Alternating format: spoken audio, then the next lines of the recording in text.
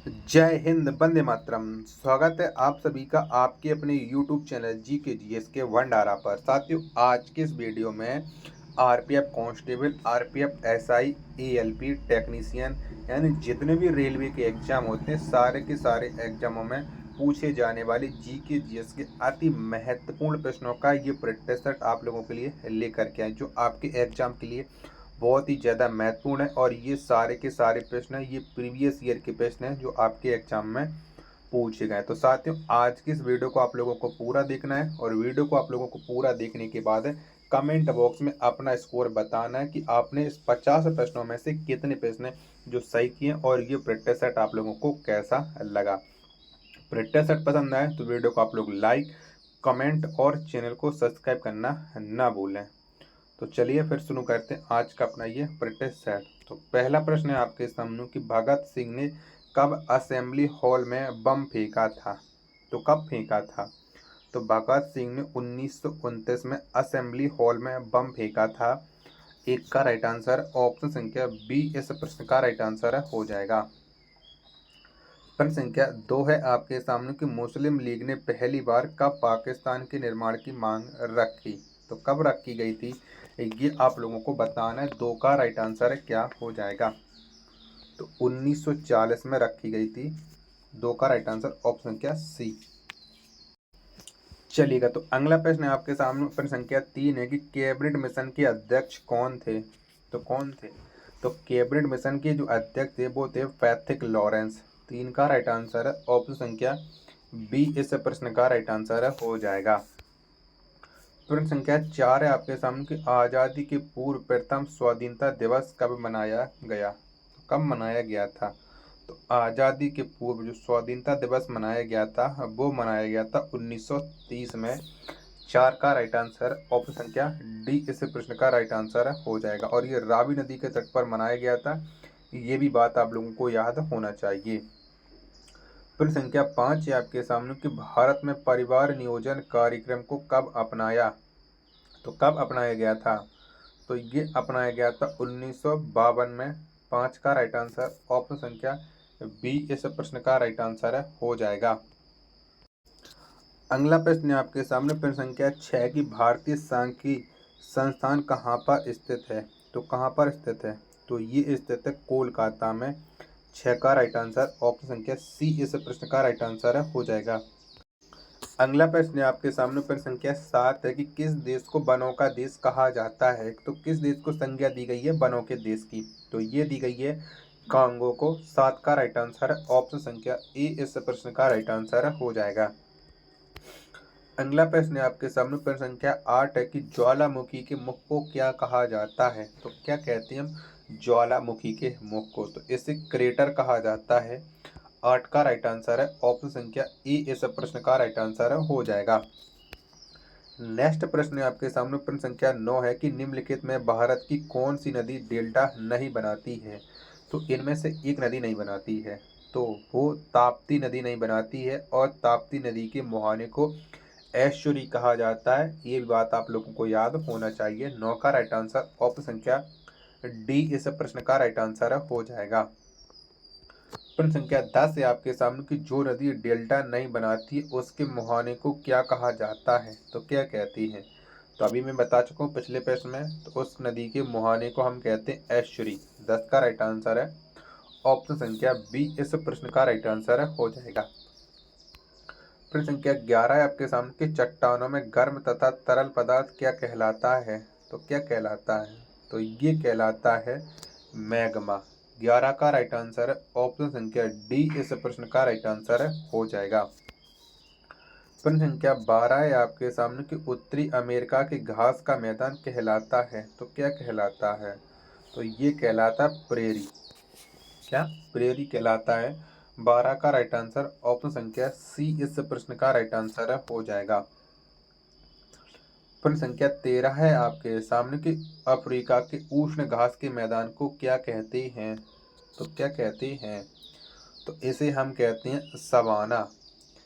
13 का right answer option संख्या ए इस प्रश्न का राइट आंसर हो जाएगा। साथियों, वीडियो पसंद आ रही तो प्लीज़ वीडियो को लाइक, कमेंट और चैनल को सब्सक्राइब करना ना भूलें।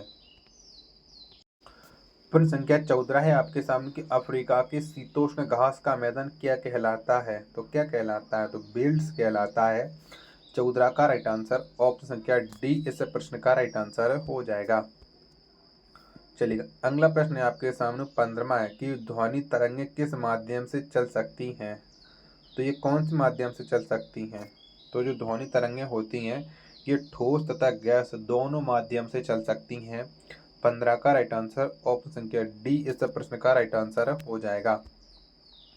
प्रश्न संख्या 16 है आपके सामने कि किससे होकर गुजरने पर प्रकाश की गति न्यूनतम होती है, यानी कम हो जाती है? तो कांच से गुजरने पर प्रकाश की गति है ये न्यूनतम हो जाती है। 16 का राइट आंसर ऑप्शन संख्या सी इस प्रश्न का राइट आंसर हो जाएगा। अगला प्रश्न आपके सामने 17 है कि आवर्त सारणी का सबसे बड़ा आवर्त कौन है? तो कौन सा है? तो ये है छठा। कौन सा है? छठा है। 17 का राइट आंसर ऑप्शन संख्या सी इस प्रश्न का राइट आंसर हो जाएगा। अगला प्रश्न है आपके सामने 18वां कि आवर्त सारणी का सबसे छोटा आवर्त कौन है? तो कौन सा है? तो पहला आवर्त है ये सबसे छोटा है। 18 का राइट आंसर है ऑप्शन संख्या ए इस प्रश्न का राइट आंसर हो जाएगा। प्रश्न संख्या 19 है आपके सामने कि गर्दन में कशेरुकी की संख्या कितनी होती है? कितनी होती है कशेरुकी हड्डियों की संख्या? तो ये होती है 7। क्या 7 होती है? 19 का राइट आंसर है ऑप्शन संख्या बी इस प्रश्न का राइट आंसर हो जाएगा। प्रश्न संख्या 20 है आपके सामने कि राष्ट्रीय गीत को सर्वप्रथम कब गाया गया? तो कब गाया गया था? तो 1896 में राष्ट्रीय गीत को सबसे पहले गाया गया था। 20 का राइट आंसर ऑप्शन संख्या ए इस प्रश्न का राइट आंसर हो जाएगा। प्रश्न संख्या 21 है आपके सामने कि देश में आपातकाल कब अब तक कितनी बार लागू हुआ है? तो कितनी बार लग चुका है देश में आपातकाल? तो ये लग चुका है टोटल 3 बार। 21 का राइट आंसर है ऑप्शन संख्या सी इस प्रश्न का राइट आंसर हो जाएगा। प्रश्न संख्या 22 है आपके सामने कि अंतर्राज्यीय परिषद की बैठक वर्ष में कितनी बार होती है? तो कितनी बार होती है? तो अंतर्राज्यीय परिषद की जो बैठक होती है वो वर्ष में 3 बार होती है, यानी 22 का राइट आंसर है ऑप्शन संख्या सी इस प्रश्न का राइट आंसर हो जाएगा। अगला प्रश्न आपके सामने प्रश्न संख्या 23 है कि अरुण गिरह की खोज किस बार से हुई थी? तो कब हुई थी अरुण गिरह की खोज? तो ये हुई थी 1781 में अरुण गिरह की खोज। 23 का राइट आंसर है ऑप्शन संख्या ए इस प्रश्न का राइट आंसर हो जाएगा। नेक्स्ट प्रश्न है आपके सामने प्रश्न संख्या 24 है कि पृथ्वी अपने अक्ष पर कितनी डिग्री झुकी हुई है? तो कितनी डिग्री झुकी है? तो पृथ्वी ये अपने अक्ष पर 23.5 डिग्री है झुकी हुई है। 24 का जो राइट आंसर है वो ऑप्शन संख्या बी इस प्रश्न का राइट आंसर हो जाएगा। अगला प्रश्न आपके सामने प्रश्न संख्या 25 है कि एशिया का सबसे कम जनसंख्या वाला देश कौन है? तो कौन सा है? तो वो देश है मालदीव। कौन सा? मालदीव है एशिया का सबसे कम जनसंख्या वाला। 25 का राइट आंसर ऑप्शन संख्या बी इस प्रश्न का राइट आंसर हो जाएगा। नेक्स्ट प्रश्न आपके सामने प्रश्न संख्या है 26 कि वह कौन सा महाद्वीप है जहाँ एक भी मरुस्थल नहीं है? तो कौन से महाद्वीप में नहीं है? तो यूरोप महाद्वीप में एक भी मरुस्थल नहीं है। 26 का राइट आंसर ऑप्शन संख्या सी इस प्रश्न का राइट आंसर हो जाएगा। साथियों, अगर आपको ये वीडियो पसंद आ रही तो प्लीज़ वीडियो को एक बार लाइक, कमेंट और चैनल को सब्सक्राइब करना ना भूलें। प्रश्न संख्या 27 से आपके सामने कि द्वीपीय महाद्वीप किस महाद्वीप को कहा जाता है? तो कौन से महाद्वीप कहते हैं द्वीपीय महाद्वीप? तो ये कहा जाता है ऑस्ट्रेलिया को। किसको? ऑस्ट्रेलिया को। 27 का राइट आंसर ऑप्शन संख्या बी इस प्रश्न का राइट आंसर हो जाएगा। अगला प्रश्न प्रश्न संख्या 28 है कि आइसलैंड की संसद को क्या कहा जाता है? तो क्या कहते हैं? तो आइसलैंड की जो संसद होती है इसे हम एल्थिंग कहते हैं। क्या? एल्थिंग कहते हैं। 28 का राइट आंसर ऑप्शन संख्या ए इस प्रश्न का राइट आंसर हो जाएगा। अगला प्रश्न प्रश्न संख्या 29 है आपके सामने कि ब्रिटेन का राष्ट्रीय चिन्ह क्या है? तो क्या है? तो ब्रिटेन का जो राष्ट्रीय चिन्ह है वो है गुलाब का फूल। 29 का राइट आंसर ऑप्शन संख्या बी इस प्रश्न का राइट आंसर हो जाएगा। प्रश्न संख्या 30 है आपके सामने कि बरनामा किस देश की समाचार एजेंसी है? तो ये कौन से देश की है? तो जो बरनामा है ये मलेशिया की समाचार एजेंसी है। 30 का राइट आंसर ऑप्शन संख्या ए इस प्रश्न का राइट आंसर हो जाएगा। प्रश्न संख्या 31 है आपके सामने कि ओटावा किस नदी के किनारे स्थित है? तो ये कौन सी नदी किनारे स्थित है ओटावा? तो ये स्थित है सेंट लॉरेंस नदी के तट पर। 31 का राइट आंसर है ऑप्शन संख्या ए इस प्रश्न का राइट आंसर है हो जाएगा। प्रश्न संख्या 32 है आपके सामने कि आंध्र प्रदेश राज्य की स्थापना कब हुई? तो कब बना था आंध्र प्रदेश? तो ये बना था 1953 में। आंध्र प्रदेश भाषा के आधार पर गठन होने वाला पहला राज्य है। 32 का आंसर ऑप्शन संख्या सी। प्रश्न संख्या 33 है आपके सामने कि भारत का प्रथम प्रक्षेपात्र कौन है? तो कौन है? तो भारत का जो प्रथम प्रक्षेपात्र है वो है पृथ्वी। कौन है? पृथ्वी। 33 का राइट आंसर ऑप्शन संख्या डी इस प्रश्न का राइट आंसर हो जाएगा। प्रश्न संख्या 34 है आपके सामने काराकोरम दर्रा भारत के किस राज्य में स्थित है? तो कौन से राज्य में है? तो जो काराकोरम दर्रा है ये भारत के जम्मू कश्मीर राज्य में है। किसमें? जम्मू कश्मीर में है। 34 का राइट आंसर है ऑप्शन संख्या ए इस प्रश्न का राइट आंसर हो जाएगा। अगला प्रश्न है आपके सामने कि जीवन बीमा निगम की स्थापना कब की गई थी? यानी LIC की स्थापना बताना है। तो 1956 में LIC की स्थापना हुई थी। 35 का राइट आंसर ऑप्शन संख्या डी इस प्रश्न का राइट आंसर हो जाएगा। प्रश्न संख्या 36 है आपके सामने कि अकरमंडीज किस देश के मूल निवासी थे? तो ये कौन से देश के रहने वाले थे अकरमंडीज? तो ये थे ग्रीस के। 36 का राइट आंसर ऑप्शन संख्या डी इस प्रश्न का राइट आंसर हो जाएगा। नेक्स्ट प्रश्न है 37 है कि डिगबोई किसके लिए प्रसिद्ध है? तो किसके लिए जाना जाता है डिगबोई? तो ये जाना जाता है पेट्रोलियम उत्पादन के लिए और ये असम राज्य में पड़ता है। 37 का राइट आंसर ऑप्शन संख्या ए इस प्रश्न का राइट आंसर हो जाएगा। प्रश्न संख्या 38 है कि भारतीय विषयों को कितने भागों में बांटा गया है? तो कितने भागों में बांटा गया? तो 3 भागों में भारतीय विषयों को बांटा गया। 38 का आंसर ऑप्शन संख्या बी इस प्रश्न का राइट आंसर हो जाएगा। प्रश्न संख्या 39 है आपके सामने कि पाकिस्तान का स्वतंत्रता दिवस किस तिथि को मनाया जाता है? तो कब मनाते हैं पाकिस्तान का स्वतंत्रता दिवस? तो 14 अगस्त को मनाया जाता है। 39 का राइट आंसर ऑप्शन संख्या बी इस प्रश्न का राइट आंसर हो जाएगा। प्रश्न संख्या 40 है आपके सामने कि रविंद्रनाथ टैगोर को किस वर्ष नोबेल पुरस्कार प्रदान किया गया था? तो कब मिला था रविंद्रनाथ टैगोर को नोबेल पुरस्कार? तो ये मिला था 1913 में। 40 का राइट आंसर ऑप्शन संख्या सी इस प्रश्न का राइट आंसर हो जाएगा। तो साथियों अगर आपको ये वीडियो पसंद आ रही हो तो वीडियो को लाइक कमेंट और चैनल को सब्सक्राइब करना न भूलें। 40 प्रश्न कंप्लीट हो चुके हैं। 10 प्रश्न शेष रह गए तो वो भी मैं अभी आप लोगों को करा रहा हूँ। तो इस वीडियो को आप लोगों को ज़्यादा से ज़्यादा शेयर करना, प्लीज़ आप लोग सपोर्ट कीजिएगा।